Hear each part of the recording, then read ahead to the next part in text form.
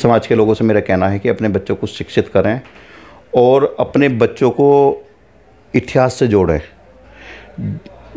धारावाहिक कार्यक्रम जैसे धार्मिक कार्यक्रम होते हैं, रामायण है, महाभारत है, इन चीज़ों से अपने बच्चों को इन्हें दिखाएं, इन्हें पढ़ाएं, इतिहास पढ़ाएं। समाज में एक संदेश देना चाहिए कि भाई हमारे महापुरुष कौन थे, कैसे कैसे उन्होंने समय काटा, हमारी महिलाएं कैसे थीं जो अकबर के सामने नहीं झुकी, जिन्होंने जोहर कर डाला। ये एक हम अपने बच्चों को एक समझाना चाहिए कि हमारा इतिहास कितना बढ़िया इतिहास रहा है। हम एक अच्छे समाज से हैं, हम एक बढ़िया देश में रह रहे हैं, भारत जैसे देश में, और उसमें भी हमारा ये क्षेत्र एनसीआर का धौलाना क्षेत्र एक बढ़िया। तो हमें समाज से मेरा केवल ये कहना है कि अपने बच्चों को समझाएं और बच्चों को पॉजिटिव समझाते हुए धार्मिक और इतिहास का और सामाजिक ज्ञान बच्चों को देते रहना चाहिए, जिससे कि किसी के परिवार का बच्चा ऐसा गलत कदम ना उठा सके।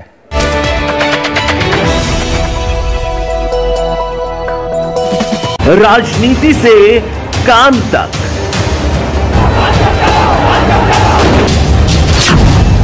अपराध से अंजाम तक, खेत से खलिहान तक, अब हर खबर पर होगी हमारी नजर। पाइए सीधा अपने मोबाइल पर। आज हम उत्तर प्रदेश जनपद हापुड़ क्षेत्र के कस्बा धौलाना तहसील में इस वक्त हम मौजूद हैं।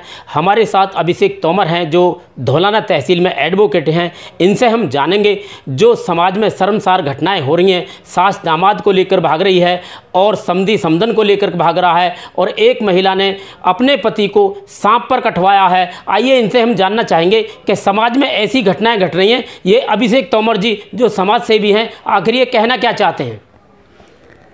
ये जो समाज में इस प्रकार की घटनाएं घट रही हैं, ये एक समाज में गलत मैसेज जा रहा है कि जैसे दामाद सास के साथ फरार हो गया, समधी समधन को लेकर फरार हो गया, एक महिला ने अपने पति की हत्या कर दी और उसे फिर सांप से डसवाने का ड्रामा करके दिखाया।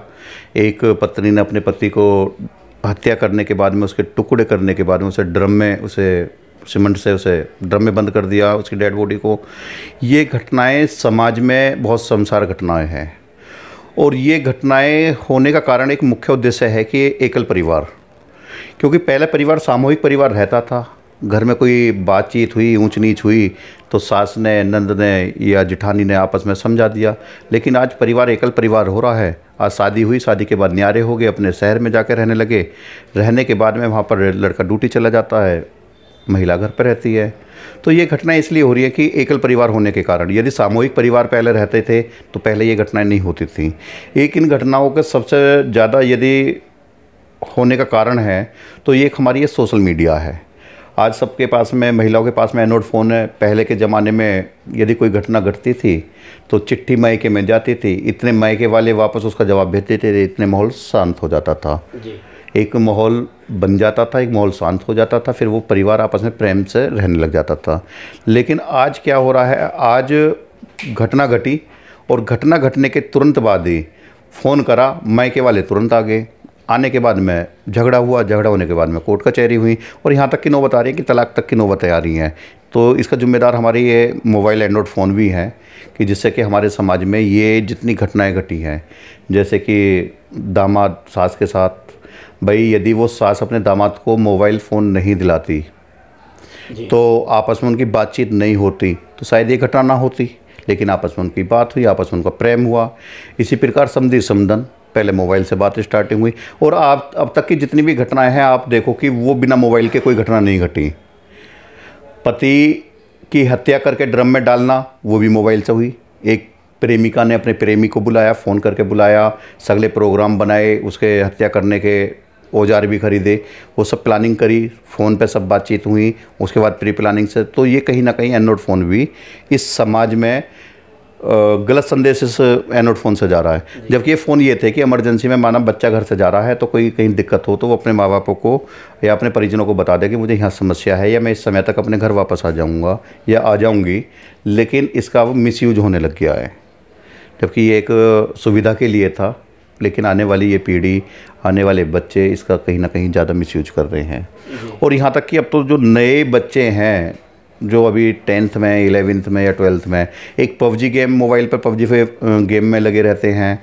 कोई अपना आज आईपीएल देख रहे हैं, नेट इतना सस्ता हो गया है, आईपीएल मोबाइलों पर देख रहे हैं, गेम मोबाइलों पर खेल रहे हैं, गाने मोबाइलों पर सुनने हैं। तो कहीं ना कहीं ये समाज में लोग नहीं बैठ रहे हैं, और जब ये बच्चे, इनको सामाजिक ज्ञान नहीं होता है तो इस प्रकार की ये घटनाएं घट रही हैं।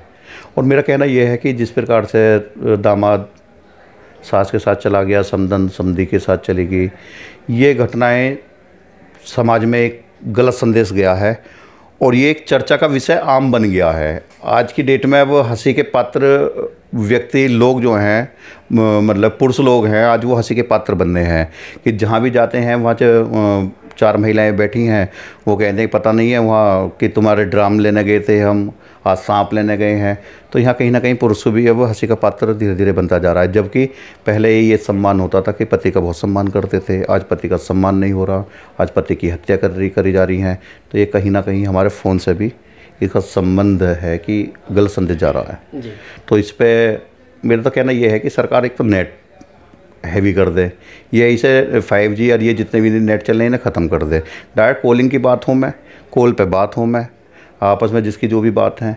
लेकिन अब ये एंड्रॉयड फ़ोन से डायरेक्ट वीडियो कॉलिंग हो रही है, तो इससे कहीं ना कहीं गलत संदेश भी जा रहा है। सही यूज नहीं कर रही अब नई जनरेशन, नई पीढ़ी कहीं सही यूज नहीं कर रही है, तो ये गलत संदेश इससे भी जा रहा है।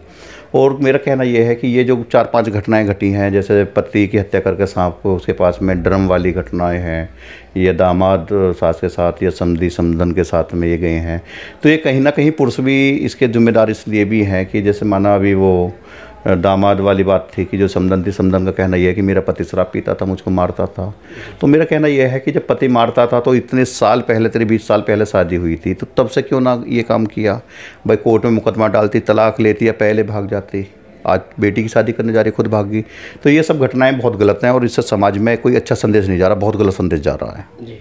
और मेरा तो कहना यह है कि जिन क्षेत्रों में ये घटना हुई है वहाँ की पुलिस तुरंत मजबूत तरीके से एक्शन लेवे कि जिससे कि अन्य जगहों पर ऐसी घटनाएं ना हो।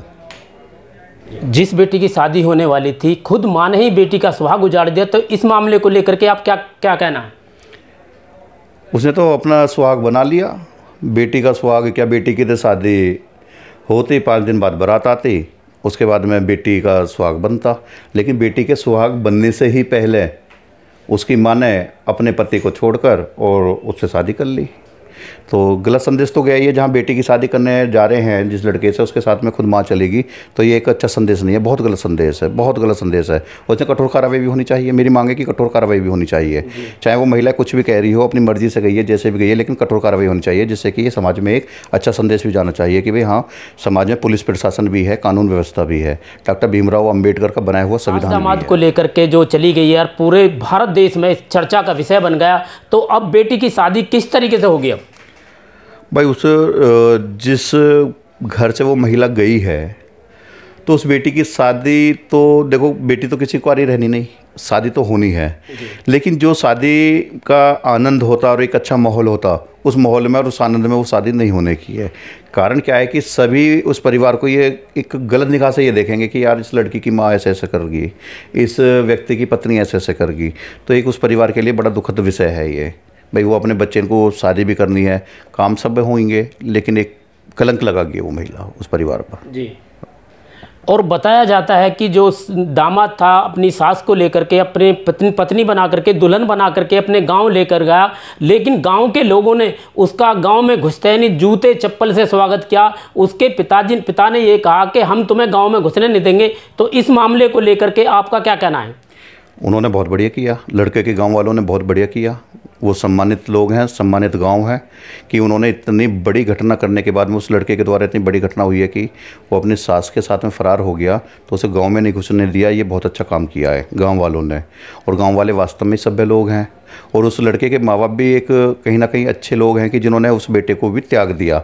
उन्होंने अपने घर में रखने के लिए मना कर दिया कि इसे हमने अपने पास में नहीं रखेंगे, जहाँ भी रहना है वहाँ रहे। और मेरा तो कहना यह है कि वो जहाँ भी जाकर रहे वहाँ पर उसका कोई सम्मान ना करे, और उसके इसी प्रकार से उसकी हरकतों को देखते हुए उसे प्रताड़ित किया जाना चाहिए। उसे अपना एहसास होगा कि मैंने हाँ गलती करी है, समाज मुझे तितकार रहा है। तो समाज में ऐसे सिलसिले कब तक चलते रहेंगे? ये तो जब तक कठोर कार्रवाई नहीं होगी, पुलिस प्रशासन के द्वारा बड़ा एक्शन नहीं लिया जाएगा, FIR होकर इनको जेल ना भेजा जाएगा, तब तक कार्रवाई रुकने की नहीं है। ये इस प्रकार की घटनाएं रुकने की नहीं है।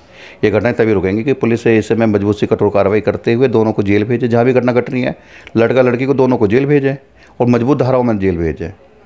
यार संविधान के अधीन है हम लोग, अपनी मर्जी से ऐसे कैसे कर लेंगे? और हिंदू धर्म में तो पहले तलाक होता, उसके बाद में तब दूसरी शादी करी जाती।